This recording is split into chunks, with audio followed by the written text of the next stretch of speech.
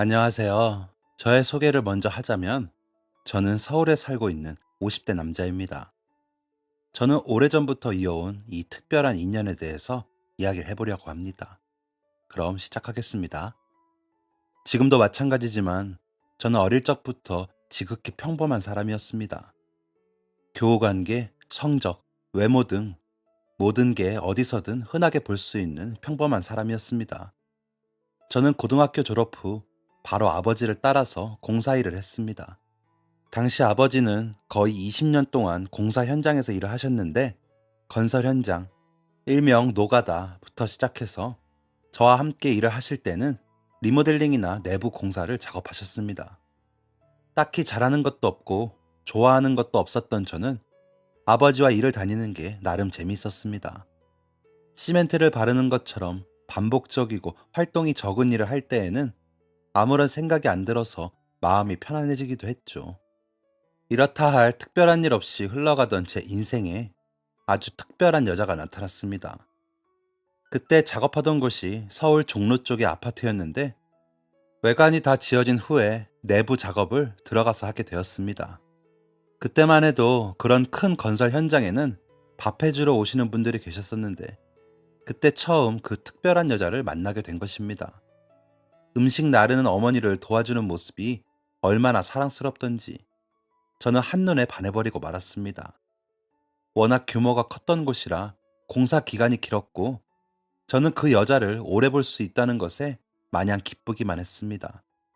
하지만 공사가 마무리되어 갈수록 제 마음은 조급해졌죠. 저는 결국 공사가 마무리되기 일주일 전에 용기를 내어 그 여자에게 고백을 했습니다. 다시 생각해도 제 인생에서 가장 잘한 일이었습니다. 그런데 이게 무슨 행운인지, 그 여자도 저에게 마음이 있었고, 연애하는 내내 단 한 번도 싸우지 않을 만큼 너무 잘 맞았던 저희는 짧은 연애 끝에 결혼을 하게 되었습니다. 그리고 식을 올린 지 얼마 되지 않아서 우리에게 작은 생명이 찾아왔습니다. 아내는 자신과 똑 닮은 딸을 낳았습니다. 사랑하는 아내와 그보다 더 사랑하는 딸과 있으니 세상의 모든 행복을 누리는 기분이었습니다. 저희 딸은 똑똑했고 아주 건강했습니다. 분명 아주 건강했습니다. 아이가 아프다는 것을 알게 된 건 아이가 6살 무렵 이사를 하게 되면서 새로운 지역에 새로운 소아과를 방문했을 때였습니다. 단순히 예방 접종을 하러 갔는데 의사 선생님이 딸의 가슴에 청진기를 가져다 대시고 한참을 들으시더니 고개를 갸웃하셨습니다. 한 번 더, 또 한 번 더, 여러 번을 들으시더니 청진기를 떼고 조심스럽게 말씀하셨습니다. 아이 심장에 천공이 있는 걸 알고 계셨나요? 네? 심장에 구멍이 있어요. 아이들이 태어날 때부터 이런 경우가 많은데, 보통은 생후 1년 정도가 되면 자연스럽게 다치거든요. 그런데 현경이는 아직 소리가 좋지 않네요. 여유 되실 때 큰 병원 가셔서 검사 받는 게 좋을 것 같아요. 너무 충격적이었습니다. 그 흔한 감기도 잘 걸리지 않는 건강한 아이였는데 심장에 구멍이 있다니. 이런 경우가 있다는 것조차 처음 알았습니다. 저희는 곧장 대학병원으로 갔습니다. 의사 선생님의 오진이었길 바라면서 아내와 덜덜 떨며 갔는데 역시나 결과는 같았습니다. 수술을 진행해야 할 정도의 수준이 있는데 지금 그 수준에서 간당간당하다며, 이대로라면 얼마 가지 못해서 수술을 해야 할 것 같다고 했습니다. 겁이 났습니다. 저 작은 아이가 심장 수술을 해야 한다니. 다른 방법이 있지는 않은지 여러 번 물어봤습니다. 제가 대신 아프고 제가 대신 수술을 하고 싶었습니다. 그런데 이게 바로 잔인한 가장의 무게인 건지 시간이 좀 지나고 나니 수술 비용이 걱정이 되었습니다. 최근에 이사한다며 모아둔 돈 탈탈 털어서 수중에 돈이 한 푼도 없는 상황이었습니다. 하던 작업도 저희 이사 일정에 맞춰서 빨리 마무리해서 당장 일을 하지 않고 있던 상태였고, 이후 일정도 아직 많이 남아있던 상황이었습니다. 1분 1초가 급했던 저는 갑자기 목돈을 구해야 했습니다. 저는 이전에 같이 일했던 친구에게 상황을 설명하고 괜찮은 일이 있으면 소개를 좀 해달라고 했습니다. 얼마 지나지 않아 그 친구에게 연락이 왔습니다. 지방인데 괜찮겠어? 아내랑 딸 옆에 있어야 하는 거 아니야? 빈털터리로 있느니 없는 게 나아. 어딘지만 알려줘. 너도 가는 거지? 나는 여기 작업이 아직 한창이라 못 가고 일할 사람 있냐길래 너 생각나서 말해놨어. 부산에 호텔이 하나 생기는데 여기저기서 투자를 엄청 했나 봐. 여기서 일하는 것보다 배는 벌 것 같더라. 이제 막 외부 공사 마친 것 같던데 얼른 내려가 봐. 저는 당장 짐을 쌌습니다. 딸에게 큰일이 생기기 전에 얼른 돈을 마련할 작정으로 급하게 내려갔습니다. 그런데 친구한테 전해들은 상황과 다르게 아직 외부 공사도 마치지 않은 상황이었습니다. 전화로 들었던 것만큼 규모가 컸지만 그에 비해서 일하고 있는 인부들도 적어 보였습니다. 저는 센터에 가서 이게 무슨 상황인지 물어봤습니다. 센터에도 소장으로 보이는 사람만 달랑 한 명 있었고, 그마저도 20대 초중반 정도로 많이 어려 보이고, 딱히 일하는 것처럼 보이지도 않았습니다. 아, 서울에서 오신 분? 일찍 오셨네. 곧 내부 작업 들어간다고 들었습니다. 그래요? 누가 그래? 아직 한참 멀었는데. 얼마나 걸릴까요? 글쎄요, 나도 모르겠네. 일을 빨리 해야 빨리 끝나지. 소장이라는 사람의 태도가 너무 불량해서 당황스러웠습니다. 저는 현장 인부 중 한 명에게 상황을 듣기로 했습니다. 안녕하세요.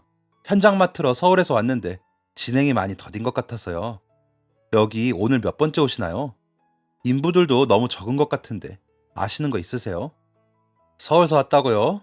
적긴 뭐가 적어요. 이 정도면 충분하지. 서울은 뭐 몇백 명 데려다가 쓴답니까? 기다려보세요. 금방이지 까짓 거. 그때 눈치를 채고 도망쳤어야 했습니다. 큰 돈을 번다는 생각에 마음이 급해서 상황 판단이 제대로 되지 않았던 저는 일단 여관방을 잡고 기다려보았습니다. 다시 집으로 돌아가려면 반나절이 꼬박 걸리기도 하고 돌아간다고 해도 당장 할 일이 없었습니다. 저는 매일 현장을 나가서 봤습니다.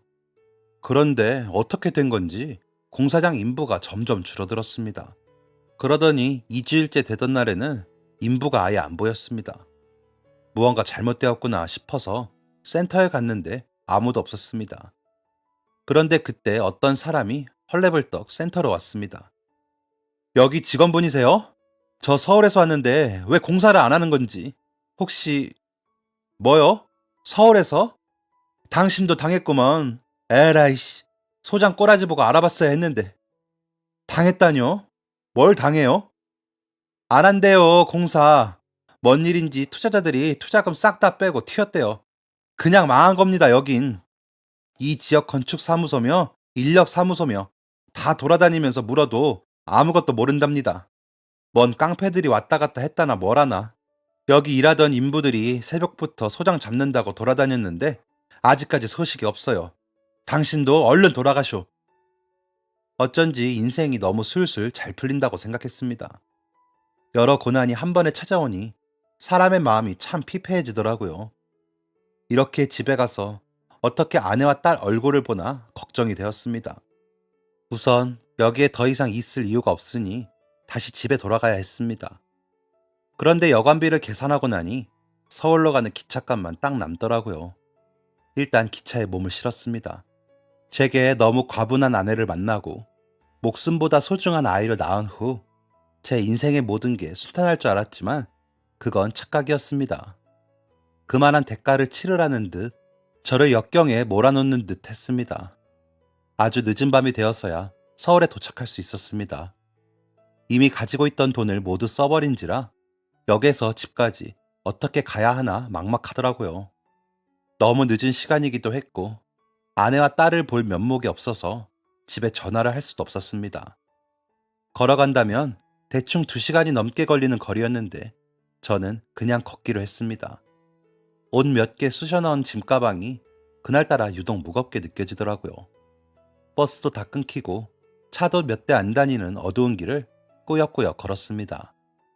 앞으로 어떻게 해야 하나 고민에 고민이 꼬리를 물고 있는데 갑자기 제 옆에 차 한 대가 멈춰서더니 클락션을 살짝 울리며 창문을 내렸습니다. 웬 택시 한 대가 서 있었습니다. 선생님, 길 잃으셨어요? 네? 아니요, 아닙니다. 어디 멀리 가시나요? 제가 아까 반대쪽에서 이 다리 넘어갔다가 다시 손님 태우고 돌아가는 길인데 아까부터 계속 걸으시는 것 같아서요. 가시는 방향 같으시면 모셔다 드릴게요. 지금 시간도 늦었고 이 다리 넘으면 가로등도 거의 없어요. 아이고, 아닙니다. 제가 지금 택시비가 없어서요. 괜찮습니다. 택시비 안 주셔도 괜찮아요. 뒷자리에 계신 신사분이 괜찮으니까 같이 가자고 하셨어요. 아, 어떻게 그러나요? 마음만은 감사하지만 괜찮습니다. 이대로 걸어가도 괜찮아요. 그때 뒷자리의 창문이 천천히 내려갔습니다. 저희 아버지 뻘 정도 되시는 멋진 신사분이 타고 계셨습니다. 그리고 쓰고 계셨던 모자를 살짝 들어 올리며 말씀하셨습니다. 괜찮으시면 무슨 연유로 그리 걷고 계신지 말씀 좀 해주시오. 적적하던 참인데 잘 되었소. 저는 한사코 거절을 했지만 선뜻 문까지 열어주시는 신사분의 호의를 더는 거절할 수 없었습니다. 하는 수 없이 차에 올라탄 저는 택시비 대신 저의 사정을 늘어놓았습니다. 아이가 아픈 일부터 시작해서 부산에 내려가게 된 이유, 그리고 공사가 진행되지 않아 한 푼도 못 벌고 빈손으로 다시 올라와서 집에 가고 있다는 것으로 이야기를 마무리했습니다. 신사분은 아무 말씀 안 하시고 제 이야기를 들으시더니 이야기가 다 끝났는데도 한참을 고민에 빠지셨습니다.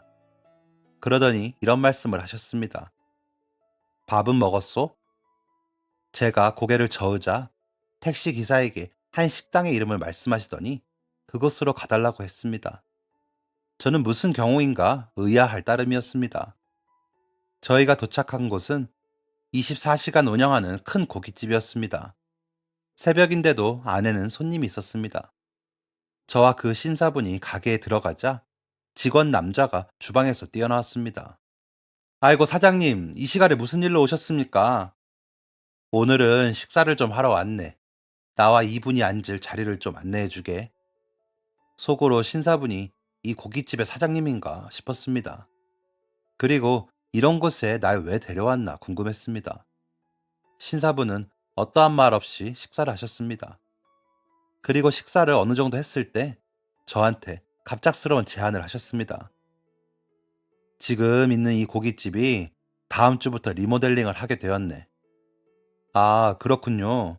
이곳의 사장님이신가요? 하하, 아니네. 나는 이곳을 리모델링 할 사람이지. 아, 네? 실은 내가 건축 사무소를 운영하는 사업가인데 건축과 리모델링을 주로 하고 있다네. 아, 그러시군요. 자네 집은 여기서 먼가? 아니요, 멀지 않습니다. 그럼 시간 약속은 잘 지키겠군. 다음 주부터 이곳에서 봅세. 네?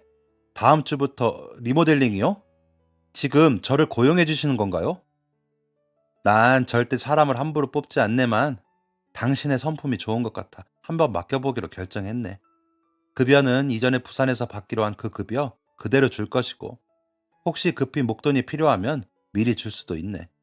나의 판단이 틀리지 않았던 것을 보여줄 텐가?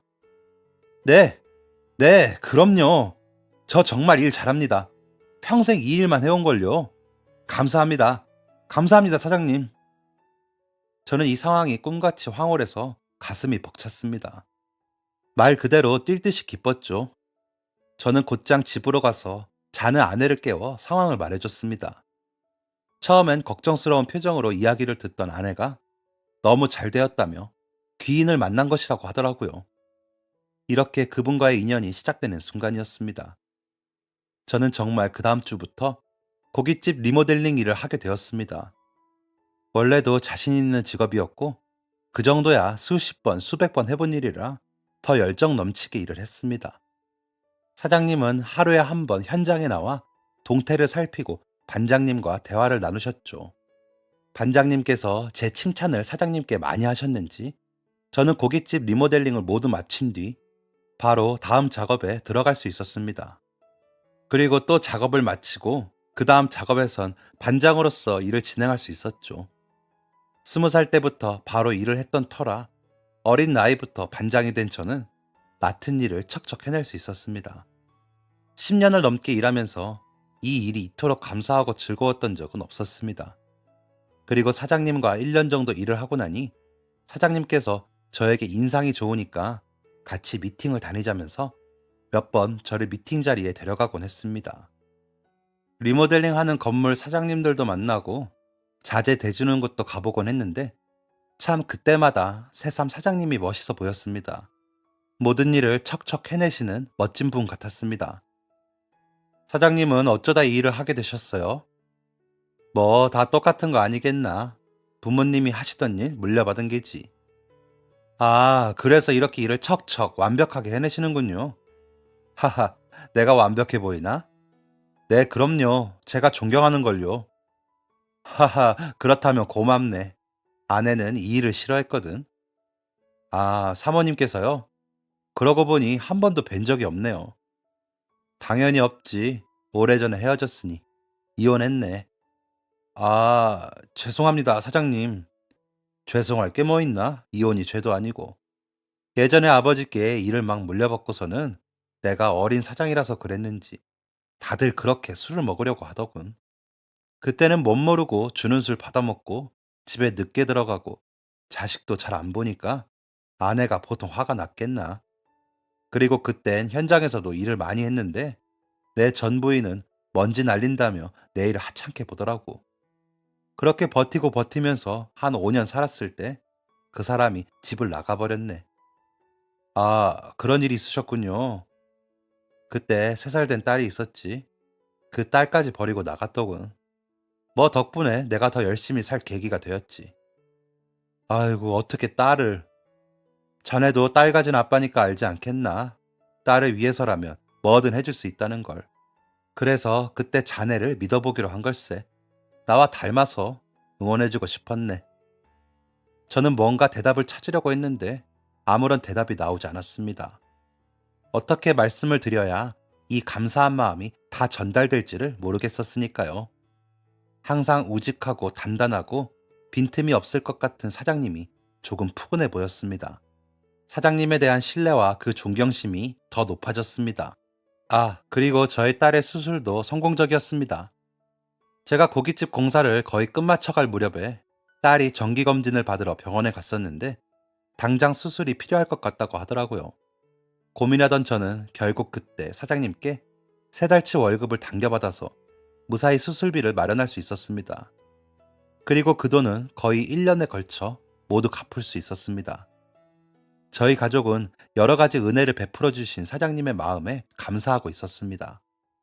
그래서 사장님께 식사라도 대접하려 약속을 잡고 식당에 모였는데 그때 새로운 사장님의 또 다른 모습을 보게 되었습니다. 사장님은 평소에 미팅이 많으셔서 거의 양복 차림으로 다니셨는데 그날은 편한 반팔 카라티에 운동화를 신고 오셨습니다. 그리고 한 손에는 저희 딸에게 줄 커다란 공주의 집 장난감과 다른 한 손에는 웬 꼬마 남자아이의 손을 잡고 오셨습니다. 오셨어요, 사장님. 그런데 그 아이는 누군가요? 늦어서 미안하네. 이 녀석이 하도 말을 안 들어서 실랑이를 하다가 늦었네. 이 아이는 내 손주일세. 손주요? 그렇네. 내 하나밖에 없는 딸의 하나밖에 없는 손주인데 딸이 사이랑 놀러 간 데서 내가 주말 동안 봐주기로 했다네. 자네 딸과 동갑이라서 같이 만나면 좋을 것 같아서 데려왔는데 좀 불편한가? 아닙니다. 불편하긴요. 너무 좋죠. 사장님을 좀 닮은 것 같기도 하네요. 하하하, 그런가? 이 녀석 외모가 좀 훤칠하긴 하지. 사장님은 아주 행복하게 웃으시며 6살밖에 안 된 아이의 외모가 훤칠하다고 자랑스러워 하셨습니다. 사장님은 큰 고기를 손주가 먹을 수 있도록 작게 잘라주기도 하시고 숟가락에 밥을 떠먹이기도 하시고 손주의 장난에 옷에 음식이 튀면 껄껄 웃기도 하셨습니다. 평소에 보던 카리스마 있고 점잖은 사장님의 모습과는 달리 다정하시고 명랑한 모습을 보니 더 가까워진 기분이 들었습니다. 그런데 그렇게 느낀 건 사장님도 마찬가지였는지 저희는 그렇게 사장님과 손주와 만나는 일이 종종 있었습니다. 그리고 무엇보다 저희 딸과 사장님의 손주가 정말 잘 놀아서 더 자주 만나려고 노력했습니다. 또 하나의 인연이 생긴 것이죠. 그 인연은 쉽게 끊어지지 않았습니다. 아이들이 자라서 고등학생이 되었을 때에도 그 인연은 여전했죠. 사장님의 손주는 어릴 때부터 장난꾸러기에 활발한 아이였는데 역시나 커서도 여전했습니다. 밖으로 놀러 다니기를 좋아해서 공부와는 거리가 먼 아이였죠. 반면에 저희 딸은 어릴 때부터 수술을 하고 이후에도 주기적으로 병원을 다닌 영향인지 어느 날부터 의사가 되고 싶다고 하더라고요. 심장이 약해 외부 활동을 격하게 하진 못하지만 공부는 전교에서 1, 2등을 다툴 만큼 잘했습니다. 집도 가깝고 아이들도 친했던 터라 사장님은 주말만 되면 손주를 저희 집에 데려와 저희 딸과 공부를 시켰습니다. 딸도 누구한테 알려주면서 복습을 할 수 있다고 흔쾌히 수락했습니다. 그렇게 고등학교 2학년 때쯤이 되었을 때였습니다. 예상치 못한 사고가 발생하고 말았습니다.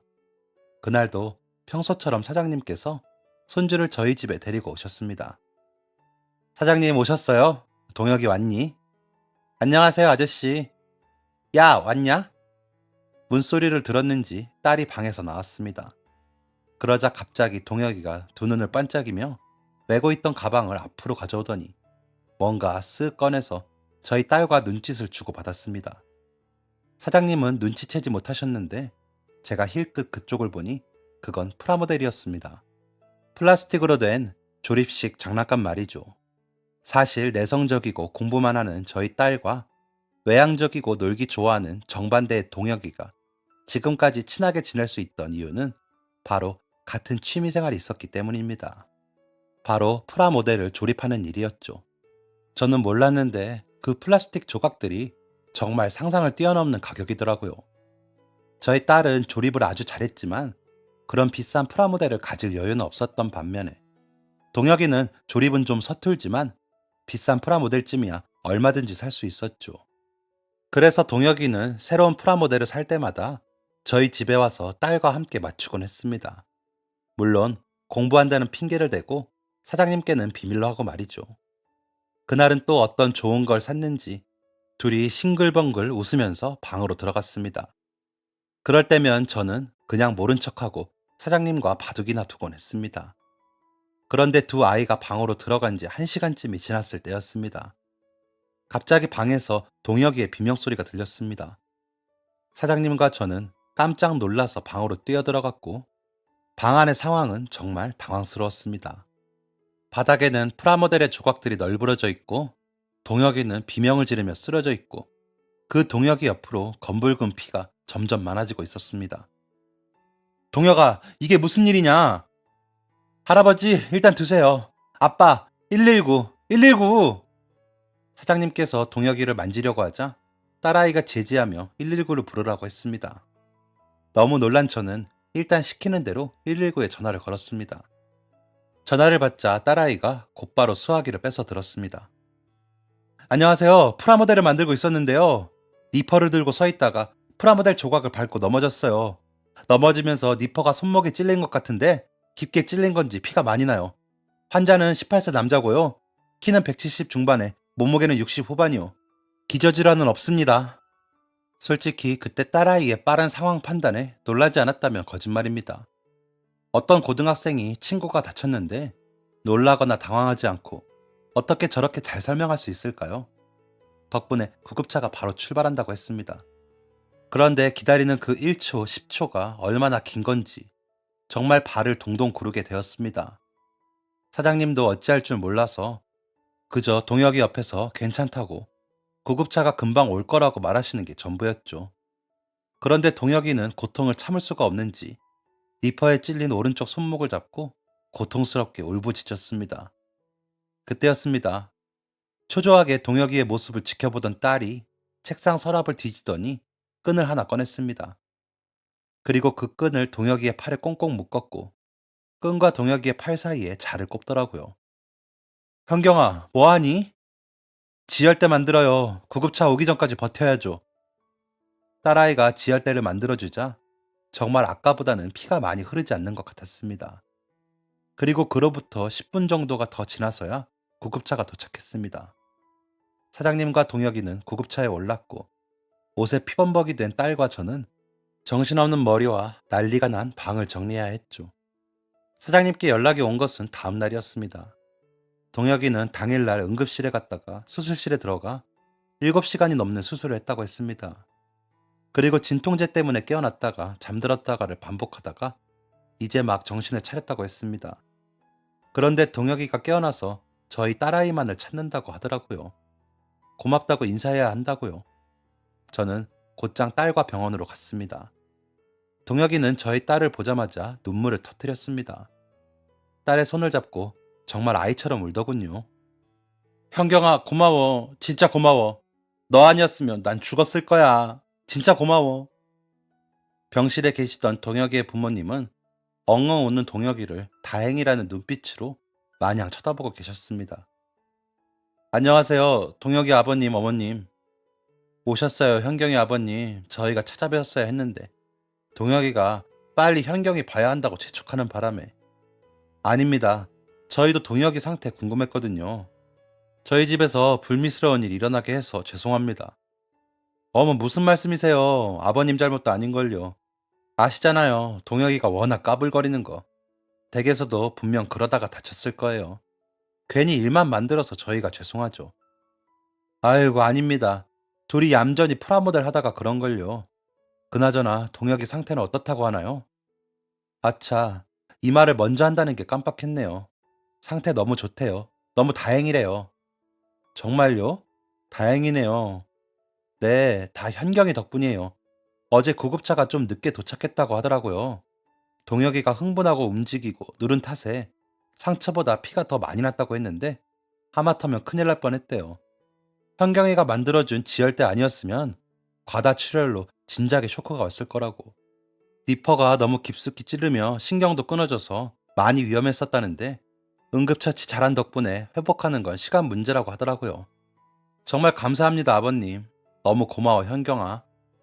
동혁이 어머니에게 그런 말을 듣는데 그때 인생의 또 하나를 깨달았습니다. 내 칭찬보다 자식 칭찬을 듣는 게 1000배, 10,000배는 더 기쁘다는 것을요. 저는 눈물이 핑 돌 만큼 마음이 벅찼는데 현경이는 그저 쑥스러운지 어색하게 웃으면서 동혁이 어머니의 손을 잡고 있더라고요. 그때 동혁이 아버지가 정말 궁금하다는 표정으로 물어봤습니다. 그런데 현경아, 어떻게 그런 생각을 한 거니? 어디서 배우기라도 한 거야? 요즘엔 학교에서 그런 것도 배우나? 네, 배웠어요. 드라마에서. 뭐? 드라마? 현경이의 수줍은 대답에 동혁이의 아버지와 어머니가 당황하자 동혁이가 낑낑대면서 상체를 일으켰습니다. 아, 아빠, 누가 학교에서 그런 걸 배워? 얘 드라마 광이야. 의학 드라마. 그제서야 무슨 말인지 이해한 동혁이의 부모님이 깔깔깔 웃었고 병실은 금세 웃음소리로 가득 찼습니다. 그 사건이 있기로부터 약 10년 전에 사장님께서 제 딸아이의 목숨을 구해주셨습니다. 그리고 그로부터 10년이 지난 후 저희 딸이 사장님의 손주를 구해줬죠. 이게 운명이 아니라면 뭐라고 할 수 있을까요? 저희 가족과 사장님네 가족은 거의 20년이 넘는 세월 동안 이 특별한 인연을 이어가고 있습니다. 고등학교 졸업 후 30년이 넘게 공사장에서 일한 저는 어느새 번듯한 건축사무소의 사장님이 되었습니다. 오늘 기준으로 딱 3년 전에 돌아가신 사장님께서 저에게 회사 운영권을 맡기신 거죠. 사실 사장님도 처음엔 자신의 딸과 그 사위에게 이 일을 물려주려 했지만 이미 사위는 젊었을 때부터 하던 다른 사업이 너무 잘 되고 있었고 그렇다고 여성이 혼자 꾸리기에는 너무나도 고된 일이기에 포기하고 회사 직원 중 믿을 만한 사람에게 맡겨야겠다고 생각하셨답니다. 그리고 저를 처음 본 그 순간 확 마음이 끌렸다고 하셨습니다. 그래서 저를 데리고 미팅에 다니셨던 거라는 걸 저는 그때 알게 되었습니다. 저는 이 또한 운명이 아니었을까 하고 가끔 생각합니다. 그렇게 저는 3년 전부터 건축사무소를 이끌고 있고 요즘엔 바빠도 너무 바쁜 복에 겨운 하루들을 보내고 있습니다. 아, 그리고 얼마 전부터 저희 회사에 새로운 직원이 들어왔는데 그 직원의 이름은 바로 동혁이입니다. 너무 어릴 때부터 봐서 그런가 워낙 철부지에 대학교도 다니는 둥 마는 둥 겨우 졸업한 이 녀석이 무슨 바람이 불었는지 군대에 다녀오자마자 일을 배워보고 싶다고 하더라고요. 애초부터 제 회사도 아니었고 저도 나이가 들면 누군가에게 운영을 맡겨야 할 텐데 그게 동혁이라면 너무 다행이라는 생각에 일을 알려주고 있습니다. 운영하는 법만 가르쳐 줄 생각이었는데 굳이 현장에서도 일해보고 싶다는 동혁이 때문에 골치가 아프기도 합니다. 현장에 나갔다 하면 사고를 치거든요. 그리고 저희 딸은 그렇게 가고 싶어 했던 의대를 졸업하고 얼마 전에 큰 병원의 레지던트가 되었습니다. 저는 공부머리가 좋진 않았는데 아마 똑똑한 아내를 닮은 것 같습니다. 아내는 딸이 의대 합격 후에 경사 났다며 너무 좋아하면서 매일같이 동네방네 친척들까지 다 전화해서 자랑을 하고 다닙니다. 이제 레지던트 되었다고 자랑하겠네요. 아참, 참고로 재미있는 이야기가 하나 더 있는데 동혁이가 저희 딸을 좋아합니다. 대학교 발표 나고 동혁이가 오밤중에 저희 집 앞에 와서 딸아이한테 고백을 했는데 저희 딸이 의사 돼야 한다면서 친구로 지내자고 했다더라고요. 딸이 동혁이 구해준 그날부터 좋아했답니다. 차인 동혁이는 한동안 저희 집에 안 오다가 얼마 안 되어서 둘이 다시 잘 지내더라고요. 그런데 얼마 전에 동혁이가 저한테 슬쩍 얘기하기를 이제 현경이가 의사가 된 거니까 고백해도 되지 않겠냐고 묻더라고요. 글쎄요. 현경이가 동혁이의 마음을 받아줄지는 저도 잘 모르겠네요. 둘 사이가 어떻게 되던 분명한 건 저희의 인연은 끝나지 않았다는 것입니다. 사장님의 진심과 열정이 군데군데 가득한 이 회사를 제가 이끌고 있고 제 마음속에 사장님이 계신 한 저희의 인연은 계속될 것이라고 자신있게 말할 수 있습니다. 지금은 이곳에 계시지 않지만 저와 저희 가족을 구해주신 사장님 항상 감사합니다. 그 은혜 잊지 않고 영원히 간직하겠습니다. 당신은 나의 최고의 벗이자 스승이셨습니다. 존경합니다, 사장님. 지금까지 사연 들어주셔서 감사합니다. 사연이 재밌으셨다면 구독과 좋아요를 눌러주세요. 감사합니다. 안녕히 계세요.